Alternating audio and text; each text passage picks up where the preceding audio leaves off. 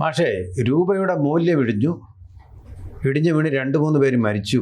ഇങ്ങനെയൊക്കെ നമ്മളെ ഞെട്ടിപ്പിക്കുന്ന തലക്കെട്ടുകൾ നമ്മൾ തമാശയായിട്ട് പറയാറുണ്ട്. രൂപയുടെ മൂല്യം ഇടിഞ്ഞു വീണു, ആരുടെയോ തലയിൽ വീണു, ഇങ്ങനെ പേടിപ്പിക്കുന്ന ഘട്ടത്തിൽ രൂപയുടെ ഏറ്റവും കുറഞ്ഞ നിരക്കിൽ ഏറ്റവും കുറഞ്ഞ $1 നോട്ട് തകർന്നു.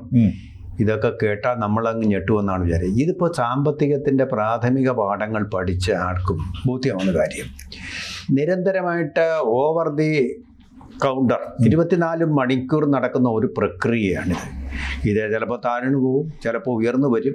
ഇതൊക്കെ ഇതിൻ്റെ ഒരു സ്വഭാവമാണ്.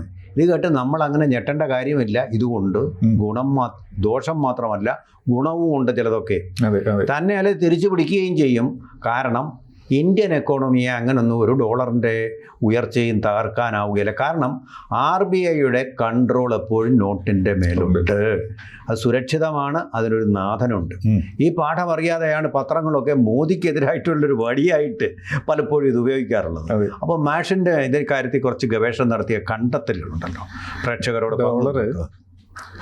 നമ്മുടെ ഇന്ത്യൻ കറൻസിയുമായിട്ട് നമ്മൾ കമ്പാരിസൺ ചെയ്യുന്നത് പണ്ട് മുതലുള്ള ഒരു രീതിയാണ്. പക്ഷെ ഇന്ത്യൻ സമ്പദ് വ്യവസ്ഥയും അമേരിക്കൻ സമ്പദ് വ്യവസ്ഥയും തമ്മിലുള്ള വ്യത്യാസം വെച്ചുകൊണ്ടല്ല ഇത് ചെയ്യുന്നത്. അമേരിക്ക ഏകദേശം 30 ട്രില്യനോട് അടുത്ത് നിൽക്കുന്ന ഒരു സമ്പദ് വ്യവസ്ഥയാണ്. നമ്മൾ 5 പോലും എത്തിയിട്ടില്ല. പക്ഷെ അവരുടെ ഡോളർ കറൻസി ഈക്വലായിട്ട് നിൽക്കണമെന്ന് പറയാൻ എന്ത് ലോജിക്ക് വെച്ചുകൊണ്ട് അവരുടെ രാജ്യത്തിന്റെ ഉൽപാദനക്ഷമതയിലൂടെ നേടിയെടുത്തൊരു നേട്ടമാണത്. എന്നാൽ ഇവിടെ നമ്മളുടെ കറൻസിയുടെ നിലവാരം ഡോളറുമായിട്ട് കമ്പാരിസൺ ചെയ്യുമ്പോൾ താഴേക്ക് വരുന്നതുകൊണ്ട് രാജ്യത്തിന്റെ പുരോഗതിക്ക് വേഗം കൂടുക എന്നുള്ള കാര്യം ഇവർ മനസ്സിലാക്കുന്നില്ല. കാരണം അതാണ് പ്രധാനപ്പെട്ട പുരോഗതിക്ക് വേഗം കൂടുകയാണ് ചെയ്യുന്നത്. കാരണം നമ്മൾക്കിപ്പോ നമ്മളുടെ ഏത് ഉൽപ്പന്നവും കയറ്റുമതി ചെയ്യാനായിട്ട് വളരെ എളുപ്പമാണ്. എന്താ കാര്യം? വില കുറഞ്ഞ ഉൽപ്പന്നങ്ങൾ എന്ന രീതിയിലാണ് അന്താരാഷ്ട്ര മാർക്കറ്റിലേക്ക് ചെല്ലുന്നത്. എന്നാൽ ഡോളറുമായിട്ടുള്ള നമ്മുടെ മൂല്യം കൂടുന്നിട്ടുണ്ടെങ്കിലോ വില കൂടിയ ഉൽപ്പന്നങ്ങളാണ് അന്താരാഷ്ട്ര വിപണിയിൽ മറ്റു രാജ്യങ്ങളുടെ ഉൽപ്പന്നങ്ങളുമായിട്ട് നമുക്ക് മത്സരിക്കാൻ പറ്റാതെ വരും. അങ്ങനെ മത്സരിക്കാൻ പറ്റാതെ വരുമ്പോൾ എന്താ സംഭവിക്കുന്നത്? കയറ്റുമതി കുറയും, ഇറക്കുമതിയെ കൂടുതൽ ഒരുപക്ഷെ നമ്മൾക്ക് ആശ്രയിക്കേണ്ടിയും വരാം. എന്തായാലും ഇന്ത്യക്ക് ശക്തമായ ഒരു ആഭ്യന്തര വിപണിയുണ്ട്. അപ്പൊ നമ്മുടെ ഉൽപാദനം പുറത്തേക്ക് പോകുമ്പോൾ വില കുറഞ്ഞതായതുകൊണ്ട് തന്നെ വേൾഡ് വൈഡ് റേഞ്ചിലേക്ക് അത് പോകും. കൂടാതെ ആഭ്യന്തരമായിട്ടുള്ള വിലക്കയറ്റത്തെ പിടിച്ചു നിർത്താനും ഇതുകൊണ്ട് സാധിക്കും.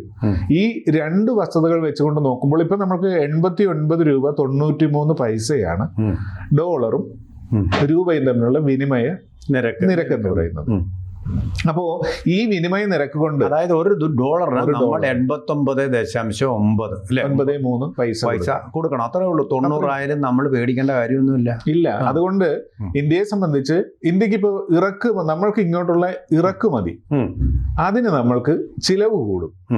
പക്ഷെ ഇറക്കുമതി ചെലവ് കൂടുന്നത് നിയന്ത്രിക്കാൻ ഇന്ത്യ ഗവൺമെന്റ് ബദൽ മാർഗങ്ങൾ സ്വീകരിച്ചിരിക്കുന്നത്, അതായത് തദ്ദേശീയമായിട്ട് സാധനങ്ങളെ ഉൽപ്പാദിപ്പിക്കുക. നമ്മൾ ഏറ്റവും കൂടുതൽ ആയുധവും ഓയിലുമാണല്ലോ ഇത് ചെയ്തത്, ഇറക്കുമതി ചെയ്യുന്നത്. അതിൽ ആയുധത്തിന്റെ കാര്യത്തിൽ നമ്മൾ റഷ്യയുമായിട്ടാണെങ്കിൽ ആയുധം ഡോളറിലല്ല ഇറക്കുമതി ചെയ്യുന്നത്, രൂപയിലാണ്. അതേപോലെ തന്നെ ഓയിലും രൂപയായിട്ടാണ്. ഇനി അടുത്തത് ഗൾഫ് കൺട്രീസിൽ പലതുമായിട്ട് നമ്മൾ ഓയിലിന്റെ ഡീൽ ഇപ്പോൾ ചെയ്യുന്നത് രൂപയിലാണ്. അപ്പോൾ ഒരു വലിയ പ്രശ്നം അവിടെ തീർന്നോ? അടുത്തത് അമേരിക്കയുമായിട്ടുള്ള ഡീലിംഗ് ആണ്. അമേരിക്കയിൽ നമ്മൾ ഇറക്കുമതി ചെയ്യുന്നുണ്ട്. അമേരിക്കയിൽ നിന്ന് നമ്മൾ ഇറക്കുമതി ചെയ്യുമ്പോൾ അമേരിക്കൻ ഡോളറിൽ വാങ്ങിക്കേണ്ടി വരും. നമ്മുടെ അവർ പല സാങ്കേതിക വിദ്യയും വിമാനവും നമുക്ക് തരാമെന്ന് പറയുമ്പോഴുണ്ടല്ലോ, ഇപ്പോൾ 5th ജനറേഷൻ ഒക്കെ തരാമെന്ന് പറഞ്ഞല്ലോ. നമ്മളതിൽ നിന്ന് പിന്മാറുന്നതിൻ്റെ ഒരു കാര്യം ചർച്ച നടത്തുമ്പോൾ പിന്മാറുന്നതിൻ്റെ ഒരു കാര്യം എന്ന് പറയുന്നത് ഡോളറിൽ പേയ്മെന്റ് ചെയ്യണമെന്നുള്ളത് കൊണ്ടാണ്. അപ്പൊ അമേരിക്കയുമായിട്ട് ഡോളറിൽ പേയ്മെന്റ് ചെയ്യാതെ നമ്മൾക്ക് റഷ്യയുമായിട്ട് രൂപയിൽ പേയ്മെന്റ് ചെയ്യാമെന്ന് പറയുമ്പോൾ ഈ ഇറക്കുമതിയുടെ ചെലവ് നമ്മളെ അതിൽ ബാധിക്കുന്നുണ്ടോ? ഇല്ല. ഇനി അടുത്തത് യൂറോപ്യൻ രാജ്യങ്ങളുമായിട്ട് നമ്മൾക്കുള്ളത് കയറ്റുമതിയാണ്. നമ്മൾക്ക് വ്യാപാരം മിച്ചമാണുള്ളത്. ഇനി ചൈന മറ്റൊരു ഘടകമാണ്. ചൈന ഡോളറിനോട് ആഭിമുഖ്യമുള്ളൊരു രാജ്യമല്ല. അവർക്ക് അമേരിക്കൻ ഡോളറിനെതിരെ അവരുടെ കറൻസിയെ ഉയർത്തിക്കൊണ്ടുവരണമെന്ന് വലിയ ആഗ്രഹമുണ്ട്. അപ്പോൾ ഇത് കൊണ്ടുവരണമെന്ന് അവർക്ക് ആഗ്രഹമുള്ളവരാണ്.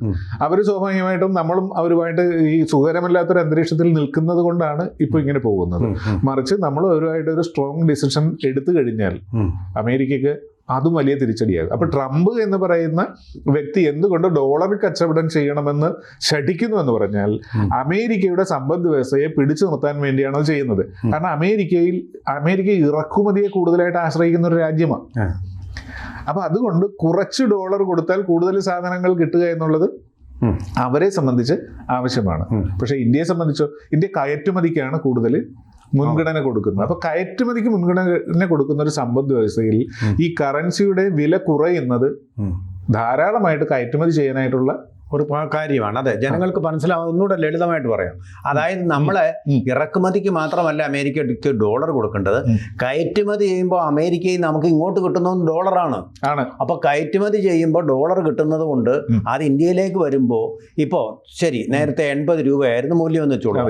നമുക്ക് കിട്ടിയിരുന്ന അമേരിക്കയിൽ നിന്ന് ഒരു ഡോളർ ഇപ്പൊ $10 നമുക്ക് കിട്ടുന്ന വെച്ചാൽ നമുക്ക് കിട്ടുന്നത് എത്രയാണ്? 800 രൂപയാണ് അല്ലേ? 800 രൂപയാണല്ലോ. ഇപ്പൊ നമുക്ക് കിട്ടുന്നത് അതിന് പകരം 800 രൂപ. അതേ സാധനം അതേ കരാർ വെച്ച് നമ്മൾ കൊടുക്കുമ്പോൾ 100 രൂപ കൂടുതലാണ് നമുക്ക് കിട്ടുന്നത്. 900 രൂപ ഇങ്ങോട്ട് കിട്ടും. 100 രൂപ നമുക്കാണേ ലാഭം, കയറ്റുമതിക്ക് ലാഭം ഉണ്ട്. അങ്ങനെ അതെ, ഇറക്കുമതിയിൽ അധികം നമ്മളിപ്പോൾ എന്തായാലും തൽക്കാലമില്ല.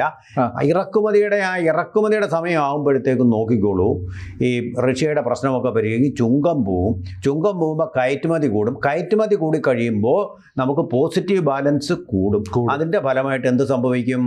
രൂപയ്ക്കെതിരെയുള്ള നമ്മുടെ മൂല്യം പഴയ 80ലേക്ക് തന്നെ തിരിച്ചു വരും. രൂപയുടെ മൂല്യത്തിൽ നമുക്ക് വർധനയുണ്ട്. കാരണം നമ്മുടെ ഉൽപാദനം വർദ്ധിക്കണമെങ്കിൽ കയറ്റുമതി കൂടണം. അപ്പോൾ കയറ്റുമതി, അത് ഡിമാൻഡ് സപ്ലൈ എന്ന എക്കണോമിക്സ്. അപ്പൊ കയറ്റുമതി കൂടുമ്പോൾ സ്വാഭാവികമായിട്ട് എന്ത് സംഭവിക്കും? നമ്മുടെ കറൻസി ശക്തിപ്പെടും. കറൻസി ഗ്രാജുവലി ശക്തിപ്പെടും. ഇനി അടുത്തൊരു കാര്യം, ഇത് നമ്മള് ജപ്പാനുമായിട്ട് നമുക്ക് നോക്കാം.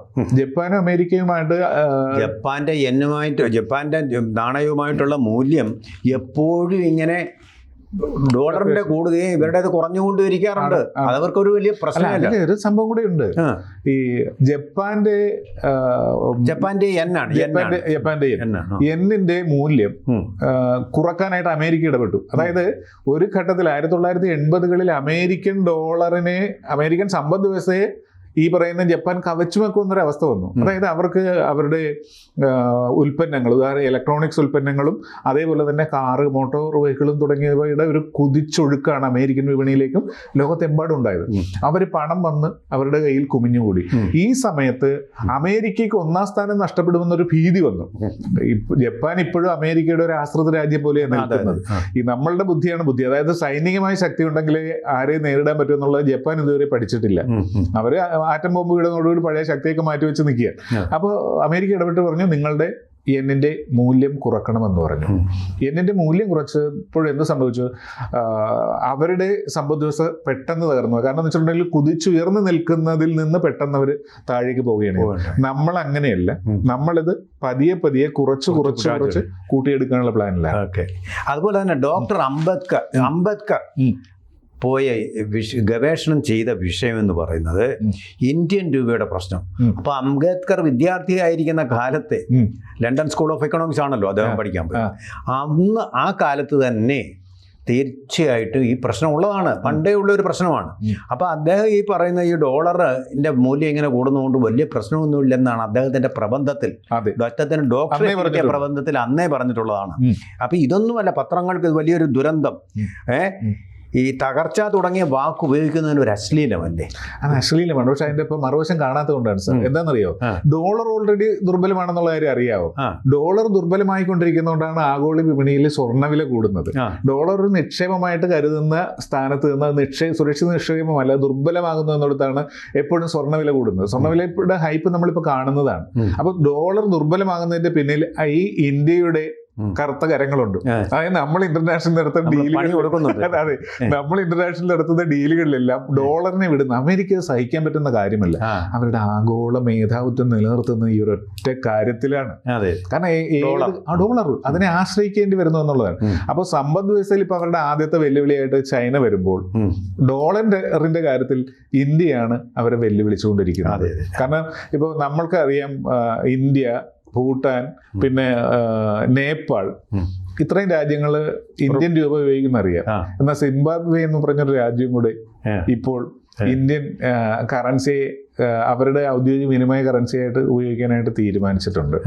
അതേപോലെ തന്നെ ഫിജി പോലുള്ള രാജ്യങ്ങളിൽ ധാരാളമായിട്ട് ഇന്ത്യൻ കറൻസിക്ക് വാല്യൂ ഉണ്ട്. രാജ്യങ്ങളിലെല്ലാം വിനിമയം സാധ്യമാണ്. റുപ്പിയ കാർഡ് ഉപയോഗിച്ചപ്പോൾ കാർഡ് വന്നു. ഇതെല്ലാം ട്രംപ് നോക്കിയിരിക്കുക. ട്രംപ് നമ്മൾക്ക് ഇത്രയും വലിയ കെണി വെച്ചതിന്റെ ഒന്നാമത്തെ ഉദ്ദേശം എന്ന് വെച്ചാൽ ട്രംപിന്റെ ഏറ്റവും വലിയ വെല്ലുവിളി ഇനി വരാൻ പോകുന്ന ഇന്ത്യയിൽ. കാരണം നമ്മളുടെ ഈ സമ്പദ് വ്യവസ്ഥ കുതിച്ചുയരുകയാണ്.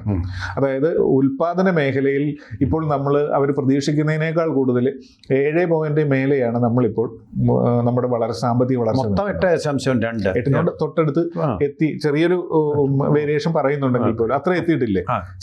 അമേരിക്ക ഇത് മൈനസിലാണ് നിൽക്കുന്നത്, ചൈന 2ലാണ് നിൽക്കുന്നത്. ഈ ഘടകങ്ങളൊക്കെ ഉണ്ട്. അപ്പോൾ ലോക രാജ്യങ്ങളുടെ ശരാശരി എന്ന് പറഞ്ഞാൽ 8.2 തിരിച്ചിട്ടാലും തോന്നും. അതായത് 2.8 വളർച്ച. അവിടെയാണ് നമ്മൾ ഇത്രയും വളർന്നു പോകുന്നത്. അത് ഡോളറിനെ വെല്ലുവിളിയാകും. അതായത് നമ്മുടെ സ്പീഡ്, അതാണ് നമ്മൾ നോക്കണം. നമ്മുടെ സ്പീഡ് അത് മെയിൻറ്റെയിൻ ചെയ്യണം.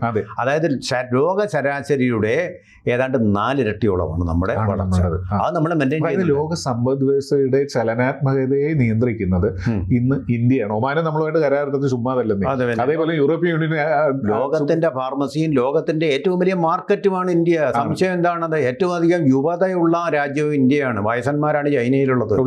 അതുകൊണ്ട് അതൊരു ഡെഡ് എക്കോണമി. അല്ല, ഇത് തന്നെയാണ് ജപ്പാൻ സംഭവിച്ചുകൊണ്ട്. അവിടെ യുവത്വം ഇല്ലാതായി പോയല്ലോ. അപ്പൊ യുവാവായിട്ട് ലോക ഇക്കണോമിയുടെ യുവാവെന്ന് പറയുന്നത് ഇന്ത്യ തന്നെ. യൗവനമുള്ള എല്ലാവരും. അമേരിക്കയും ട്രംപും ഒന്നും അല്ല, വയസ്സന്മാരായി കഴിഞ്ഞുമല്ല. ഇന്ത്യ എപ്പോഴും അവിടുത്തെ യുവ കച്ചവടക്കാരനായിട്ട് ഇന്ത്യ മാറുകയാണ്. അതുകൊണ്ടാണ് ട്രംപ് നമ്മളുമായിട്ട് എന്തൊക്കെ പറഞ്ഞാലും എഗ്രിമെന്റ് വെക്കണമെന്ന രീതിയിലേക്ക് വന്നിരിക്കുന്നത്. നടക്കും, മിക്കവാറും ചർച്ച നടക്കുന്നുണ്ട്. അതിപ്പോ ഒപ്പുവയ്ക്കും. പിന്മാറിയിട്ടില്ല 2 രാജ്യം. ഇല്ല, നമ്മൾ അതിൽ എടുത്ത തീരുമാനം എന്ന് വെച്ചിട്ടുണ്ടെങ്കിൽ അങ്ങോട്ട് ചെന്ന് ചർച്ചയില്ല. തന്നെയല്ല, നല്ലൊരു ട്രംപ് പറഞ്ഞ ഒരു കാര്യം സത്യമാണ്. നല്ലൊരു ബാർഗൈനറാണ് ഇന്ത്യൻ പ്രധാനമന്ത്രി. അല്ല, കളിയൊന്നും നടക്കില്ല. നമ്മൾ ചത്ത സമ്പദ്ഘടനയാണെന്നൊക്കെ പറഞ്ഞാലൊന്നും കാര്യം നടക്കില്ല. നമ്മൾക്കതിനെ എങ്ങനെ വെച്ച് മുന്നോട്ട് കൊണ്ടുപോകണമെന്ന് അറിയാം. അതെ, രാഹുൽ ഗാന്ധിയെ പോലുള്ള ആളുകൾക്ക് ഒരു സമാശ്വാസം നൽകാൻ വേണ്ടി പറയുന്നത് മാത്രമേ ഉള്ളൂ. കൂടുതൽ വാർത്തകളും വിശേഷങ്ങളും നിങ്ങളിലേക്ക് എത്താൻ ABC മലയാളം സബ്സ്ക്രൈബ് ചെയ്യുക, ബെൽ ബട്ടണും അമർത്തുക.